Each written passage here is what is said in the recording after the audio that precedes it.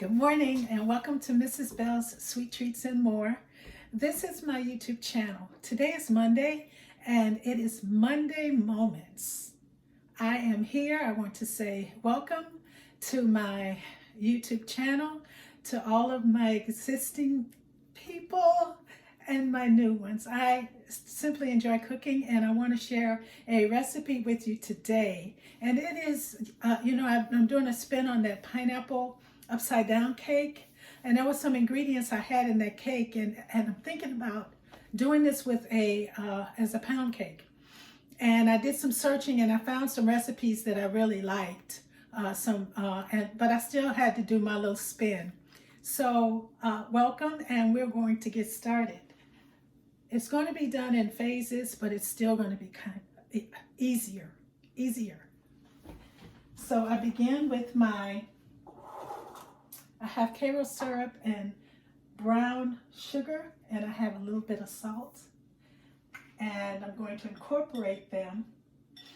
One of the things I do when I'm adding syrup or I'm adding something using a measuring cup, I go ahead and spray my measuring cup with a little bit of Pam or shortening. That way I can kind of get as much out as I possibly can. So I have here my butter that is melted but not hot. We don't want hot butter. Butter does separate, so what we're going to do is stir to make sure everybody is, our favorite word, incorporated. And then I'm going to pour it right into my brown sugar and corn syrup and salt. And butter is very slippery, but sometimes it still wants to hold back its lusciousness, and we don't want that. So I'm going to stir this together. And for those who don't, who like to cook for the holiday, this is one you may want to cook if you like it early. It keeps for a few days, like the day before, because it's not a complicated cake, but you want to have the time with it. When you cook, in the past I have cooked and just been in such a hurry, I've not lived in the moment. So this is one where a dessert is where you can kind of take a minute. And then I'm going to add my pecans, and it's about a cup, and I'm just going to stir and just keep stirring for a little bit. I don't know about you, but it's kind of cool here with the fall change. So I'm just going to let it stir, and I'll be back with you. Okay, we're back, and I had to put my pan over because we have to take our deliciousness, our yummy brown sugar corn syrup, a little bit of salt, and our pecans, and pour it here in the bottom. So I'm just going to pour it in the bottom, and you can hear those nuts hitting.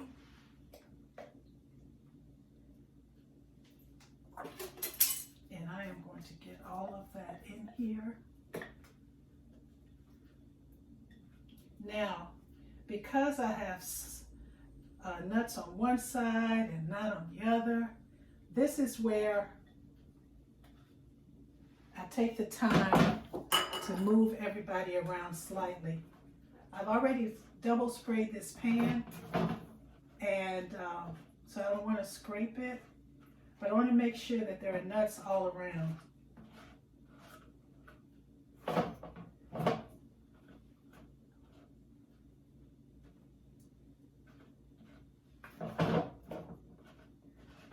And as you're doing this, you can, I know about me, I start thinking about what it's going to taste like and what it'll look like with Thanksgiving this year. I won't be with my family that I desire, but we will spend some time talking. So here it is. I don't know if you can see it. I don't want to move it too much. And we're going to just set that aside. Now I'm going to get ready for the cake part. I'm not going to be with my family this year, and that is really going to be tough for me. I don't know about you. But I am nevertheless very thankful. I'm thankful we're all here. And I'm thankful that I know that there's an end, and I'm thankful for the things that I'm learning. So we're going to get ready for the cake part. I'm going to move this. And in the cake part, now I usually use Duncan Hines. It's one of my favorite, but I could not find Duncan Hines. So I found Betty Crocker, and so I'm going to use the Betty Crocker vanilla cake mix. And I already have 3 eggs, so I'm going to pour that in there with my batter. And I've already added some vanilla. Those of you who have been watching me, you know I used some vanilla. I'm going to stir this just a little bit slowly, and I'm going to add my oil. I'm using canola. And what I've done is I started, I think I just mentioned about when I'm adding oil or something and I'm trying to measure it to keep it from sticking, I like to go ahead and spray that measurement pan. And what I've done, I'm going to show you here because I'm going to be adding some sour cream. And it's, of course, the recipe is below. So what I've done is I've sprayed my measure, and then I'm going to add my sour cream to it. And it's really cool to me. I'm using a plastic knife. You know, you get them, you might as well use them. So I put my sour cream there, measure off. And usually all of it comes out, almost all of it comes out.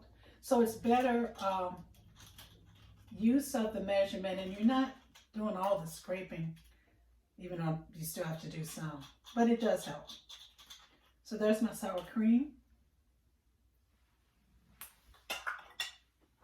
And I'm going to add this to my cake batter.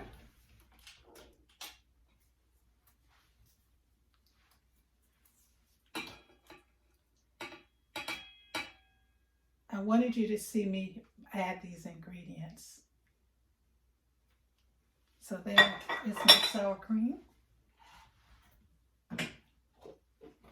And then I'm going to add my water.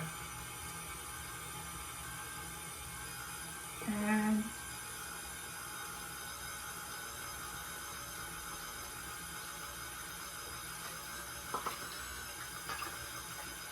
so there we are. And I'm going to let it go.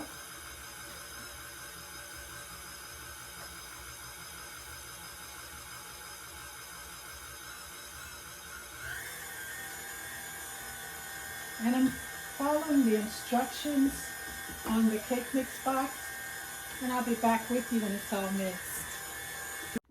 Alrighty, so we've beat our cake, our batter together with our ingredients, scraped it down, because you know you got to scrape down, make sure everybody's incorporated. And I'm just going to try to keep from making a mess, because you know sometimes when you get started with something, the ingredients don't seem to want to get in there, but then when you start, it just seems like everybody wants to get in there. You ever done a project and that happens? When it's the beginning, everybody wants to join. All right, here's our batter. It's our batter. Okay, now I'm going to slowly add my batter because I want my lusciousness to stay in place. So, go scrape off and put this aside for a moment.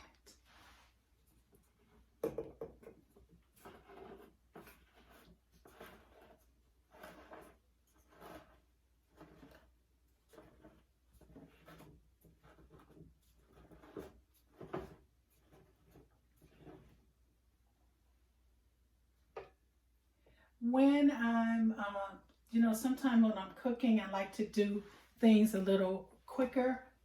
Because I'm doing this with you, I can actually take my time and pay attention. I really want it to level because I want you to see how amazing the cake is. But with many times I have cooked, I don't know about you, I have not had the presentation that I wanted. But even though it didn't come out of the pan the way I wanted, it didn't diminish the recipe. It was still delicious. So as you're preparing for your Thanksgiving with your family or without your family, I want you to still prepare your meals. And for me, I think about how thankful I am that we're all here. I'm going to give it a little bit because I don't want that I don't want to move that bottom too much. But I do want to get the air bubbles, and I can see them popping out.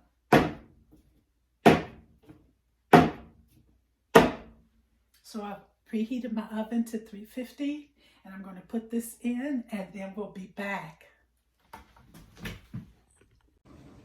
Well, here's our upside down, and we have to flip it over. It's really hot. I've let it sit for a few minutes, and now I'm going to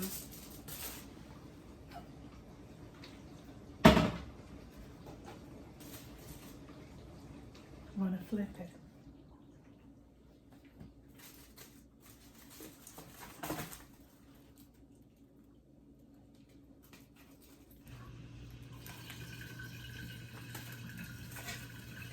And there we are. There we have it. All of my pecans are not in place, so I'm going to scrape what's here and put it on here. Oh my goodness, this looks so delicious.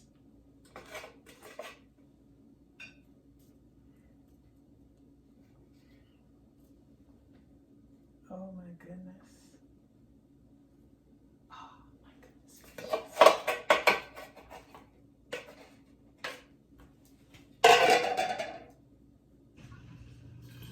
So there we have it.